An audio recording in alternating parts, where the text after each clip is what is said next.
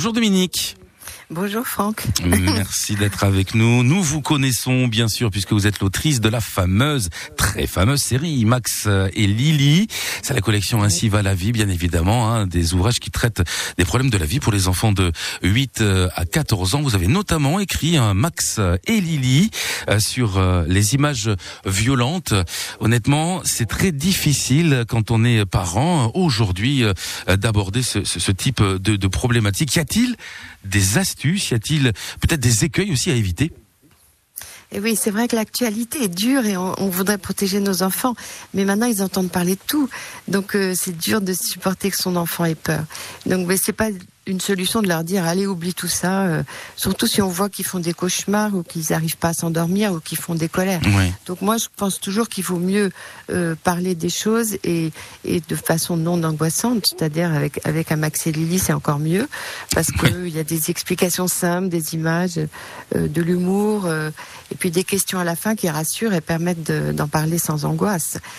Mais on peut regarder aussi les nouvelles avec eux à la télévision pour pouvoir en parler. Mais je crois que tous les enfants ont une expérience de la méchanceté, de la violence, du harcèlement. D'ailleurs, j'en ai écrit plusieurs, Max et Lily, sur le harcèlement. La cour de récré, c'est pas un jardin de roses. Il y a des alliances, des abandons, des ennemis, des pleurs, des vengeances. Des clans qui se forment, mais... Oui, des clans, exactement. Ouais. Je sais pas de quoi ils ont entendu parler, particulièrement à Toulouse, où il y a eu beaucoup de choses qui sont passées, mais soit ils ont entendu parler du professeur qui a été tué, de l'attaque terroriste, de la guerre en Israël, des alertes à la bombe, comme ce matin. Et je pense qu'il faut leur dire que les conflits, c'est souvent compliqué, comme l'histoire des pays. Osez dire que parfois vous savez pas. C'est important. Savoir dire qu'on ne sait pas, qu'on n'a pas les clés, qu'on n'a pas tous les éléments pour répondre. Oui. C'est vrai. C'est pas forcément évident ça, parce qu'on veut avoir réponse à tout. On veut être parfait pour notre progéniture. Exactement. Oui. Exactement. Mais c'est vrai qu'il faut pas leur donner non plus trop de détails. Il faut choisir un moment tranquille, puis lui poser des questions, demander-lui ce qu'il sait, ce qu'il a compris, qui lui en a parlé, ce que ça lui fait. Qu'est-ce qu'un plan Vigipirate ? Qu'est-ce qu'une menace ? Par exemple, j'ai une petite fille qui savait pas ce que ça voulait dire le mot menace. Une menace terroriste, elle avait entendu dire ça à l'école. Et comment le rassurer, surtout, en lui disant peut-être que ça n'arrive pas souvent d'abord, que vous êtes là pour le protéger, que les familles sont là pour le protéger, que l'école est là pour le protéger. Et que c'est pour ça que les écoles donnent des nouvelles règles pour faire attention à tout, surtout quand il y a des alertes à la bombe comme ça. Mais ça ne veut pas dire forcément qu'il y aura un vrai danger. Lui montrer une carte, par exemple, là où ça se passe, pour lui expliquer pour visualiser. Ouais. En fait, pas lui donner trop de détails, ça c'est sûr, et d'images violentes qui pourraient rester dans sa tête et lui faire peur. Puis lui parler aussi de vous, c'est-à-dire que les parents partagent leurs valeurs, ce à quoi ils croient, que les lois apprennent le bien et le mal, que c'est pour nous défendre, que la démocratie donne à chacun la possibilité de dire ce qu'il pense, que la police nous protège. Il faut leur dire des choses positives quand même. C'est vrai que l'effet d'actualité dramatique se multiplie. On va écouter dans quelques instants Angélique. Angélique, dont la fille a été confinée avec sa classe, c'était lundi, au collège Rosa Parks de Toulouse, par crainte d'un véhicule suspect stationné devant l'établissement. Voilà, en gros c'était ça. Donc du coup, au niveau de ce qu'on peut échanger avec elle, c'est difficile parce qu'il faut essayer de trouver les mots qui soient adaptés à son âge, adaptés aussi à son niveau de compréhension, sans être non plus infantilisant, parce que les enfants qui sont au collège, ils ont envie qu'on les considère comme des grands, et à la fois on peut pas non plus employer des mots qu'ils vont pas comprendre, parce qu'on va pas savoir comment les expliquer non plus. Donc c'est un petit peu délicat.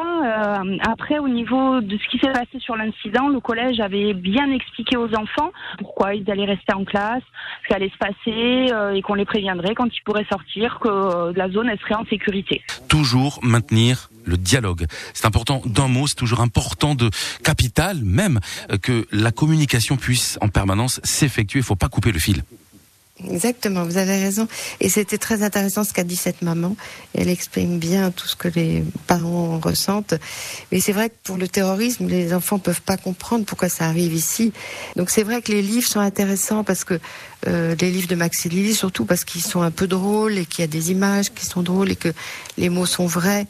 Vous crevez quelques abcès, c'est le moins qu'on puisse dire, Dominique de Saint-Mars, dans cette série d'ouvrages que je ne peux que vous recommander. Ce sont des thèmes bien sûr qui peuvent intéresser au quotidien les adolescents, les adolescentes, mais également les plus jeunes et puis les parents aussi. Comment faire pour évoquer l'actualité, une actualité anxiogène avec ces enfants, qu'ils soient petits ou pas? Comment choisir ces mots? Quelles sont vos astuces? Est-ce que à la maison, c'est peut-être au moment de s'endormir pour éviter les terreurs nocturnes que vous évoquez ces sujets-là avec vos enfants? Est-ce vous qui faites la démarche d'évoquer ces sujets-là? On en parle en compagnie ce matin de Dominique de Saint-Mars, l'autrice dans la collection Ainsi va la vie des aventures de Max et Lily.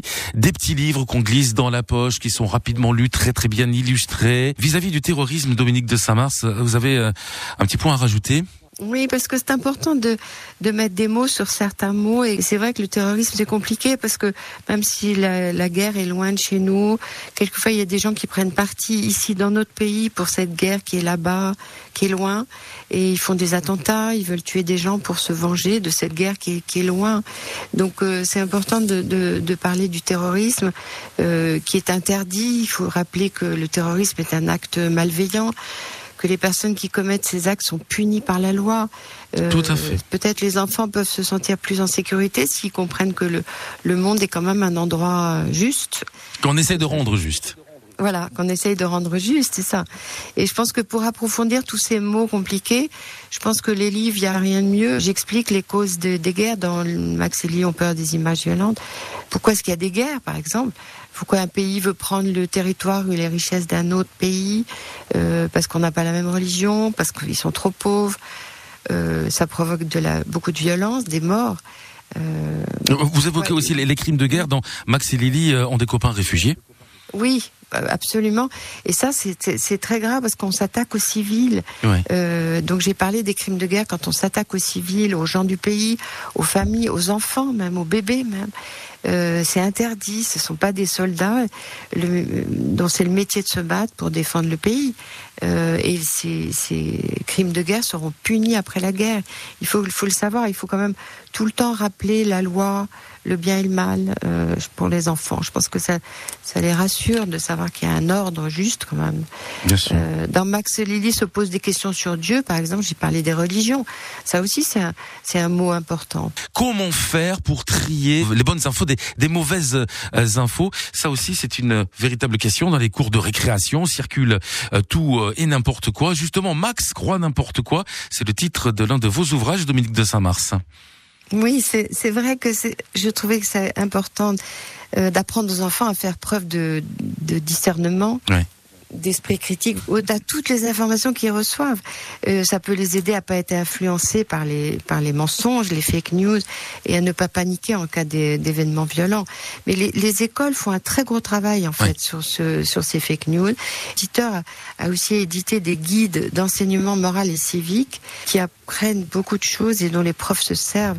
Et on trouve aussi sur le site de mon éditeur des documents gratuits, des affiches sur la laïcité, beaucoup de choses qui peuvent aider les parents et les professeurs.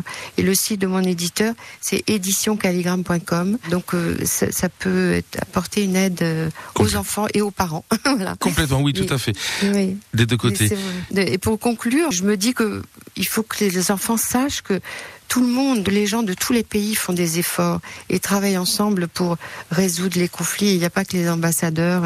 Tout le monde vraiment essaye de porter cette pierre pour amener la paix partout et essayer de construire un monde de paix. Et je pense que ça influencera peut-être les enfants d'aujourd'hui à trouver un métier justement pour apporter la paix au monde et trouver plutôt des médicaments plutôt que de faire des guerres. Merci à vous. Donc n'hésitez pas à vous procurer ces ouvrages, donc signés Dominique de Saint-Mars et Serge Bloch pour les illustrations aux éditions Calligramme.